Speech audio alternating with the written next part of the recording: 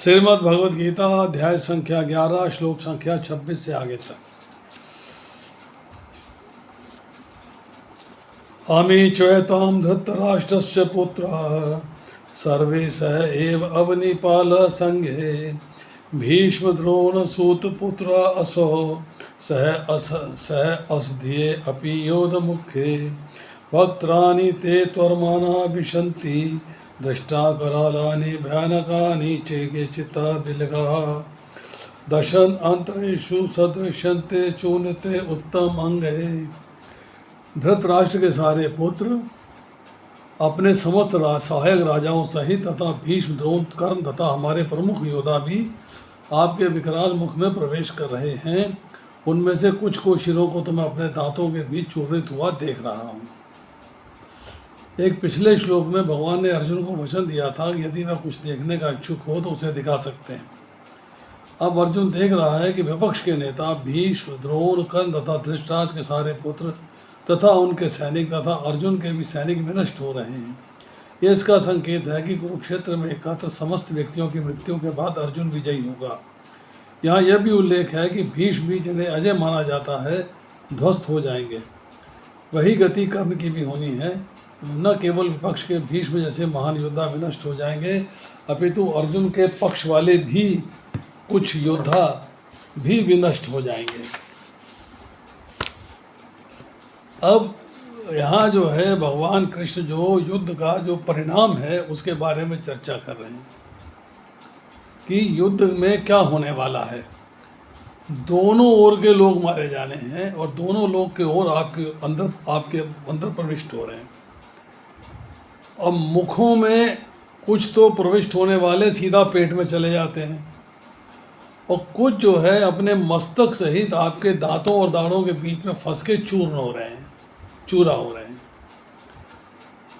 अब भीष्म और द्रोण दोनों महत्वपूर्ण और महान योद्धा हैं, तो इनका नाम अलग से लिया गया है। अब भगवान के विराट रूप में अर्जुन को अपना आसन्न भविष्य की बात दिखा रहे हैं कि भविष्य ये होने वाला है, इसको देख ले और समझ ले। 11वें अध्याय के 7वें श्लोक में भगवान ने कहा था तो और भी जो कुछ देखना चाहता है वह भी इस विराट रूप में देख ले, सब कुछ इसी में दिखाई देगा। अवनिपाल सदेंगे, अवनिपाल अर्थात राजाओं का वाचक है। संगे मीन्स बहुत सारे राजाओं का समूह, उनके बारे में चर्चा हो रही है। अब आती है श्लोक संख्या 28। यथा नदीनां बहवे अम्बुवेगा समुद्रम एव अभिमुखा द्रवन्ति तथा तव अमी नरलोक वीरा विशन्ति वक्त्राणि अभिविजलन्ति। जिस प्रकार नदियों की अनेक तरंगे समुद्र में प्रवेश करती हैं, उसी प्रकार ये समान महान योद्धा भी आपके प्रज्वलित मुखों में प्रवेश कर रहे हैं।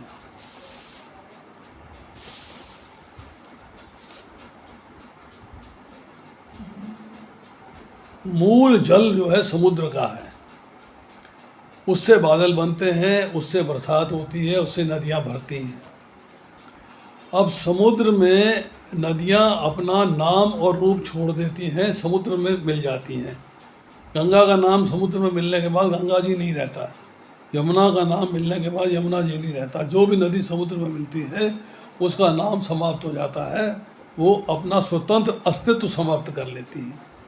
उसी तरह सेम एग्जाम्पल दिया है कि जो शूरवीर भक्तजन हैं, जो बलवान हैं, शूरवीर हैं, वे आपकी ओर मुख करके दौड़ रहे हैं और आपके आप में अभिन्न भाव से प्रवेश कर रहे हैं, एंटर कर रहे हैं आपके अंदर। अभी विज्वलंती, नदियों की तरह मात्र जीव नित्य सुख की अभिलाषा लेकर भगवान की ओर दौड़ते हैं। जैसे नदियाँ समुद्र की ओर दौड़ती हैं, ऐसे जो है जीव जो है भगवान की ओर दौड़ता है। अब युद्ध में आए हुए, ऐसे युद्ध में आए हुए भीष्म द्रोण आदि जो इस नरलोक में वीर पुरुष हैं, वीर हैं, आपके प्रकाश में मुख में प्रविष्ट हो रहे हैं। अब आती है श्लोक संख्या 29। यथा प्रदीपम ज्वलनं पतंगा विशन्ति नाशाय समृद्ध वेगा तथा एव नाशाय विशन्ति लोका तब अपि वक्त्राणि समृद्ध वेगा। मैं समस्त लोगों को पूर्ण वेग से आपके मुख में उसी प्रकार प्रविष्ट होते देख रहा हूँ जिस प्रकार पतंगे अपने विनाश के लिए प्रज्वलित अग्नि में कूद पड़ते हैं। देखा होगा आपने, बरसात के अंदर बहुत सारे पतंगे आते हैं और वो अग्नि में ट्यूब के आसपास, बल्ब के आसपास जाके मृत्यु को प्राप्त हो जाते हैं।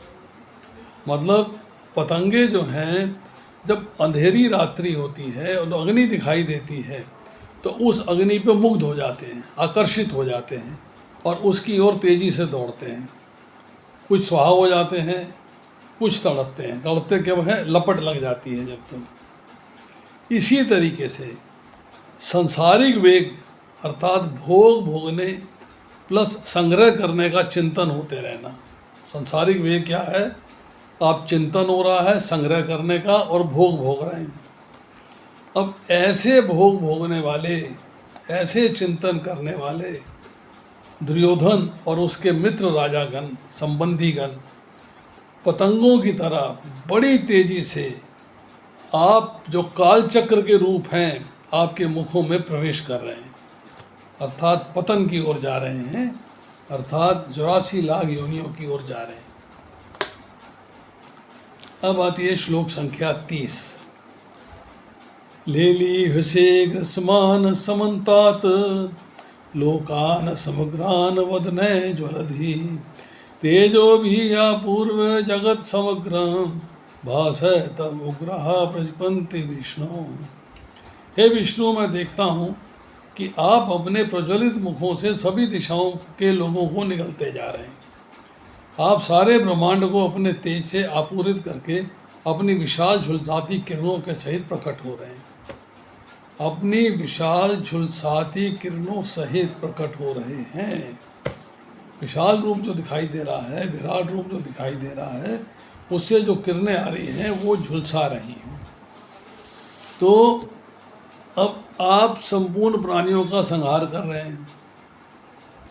कोई इधर उधर न चला जाए तो आप जीभ निकाल के उनको अपने लपेटे में ले रहे हैं और सब आपके प्रज्वलित मुखों में से ग्रसन हो रहे हैं, ग्रास बन रहे हैं। उसकी मतलब जैसे जब रोटी का ग्रास बनता है ऐसे ग्रास बन रहे हैं।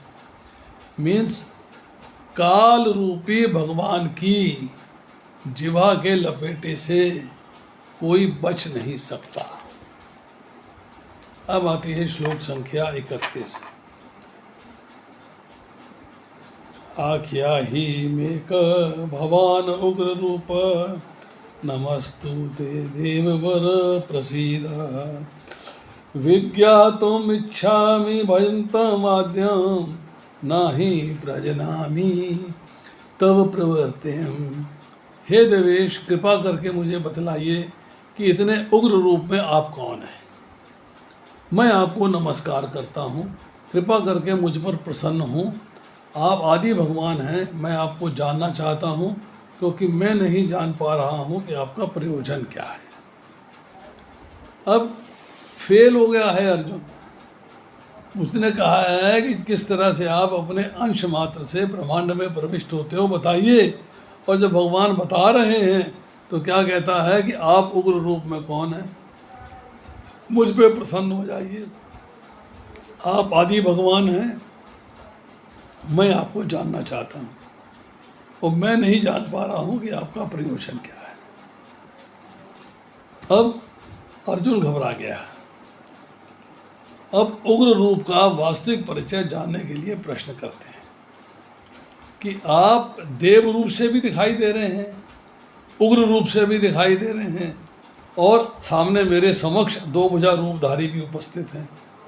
तो वास्तव में ऐसे रूपों को धारण करने वाले आप हैं कौन, इसके बारे में जानना चाहता है। और घबराहट में नमस्कार के सिवाय और कुछ सोचता नहीं, नमस्कार कर रहा है।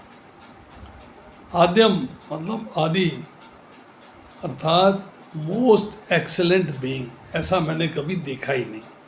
आश्चर्यजनक, एक्सेलेंट, विज्ञातुम, जानने के लिए मैं डिटेल में जानना चाहता हूँ, डिटेल में।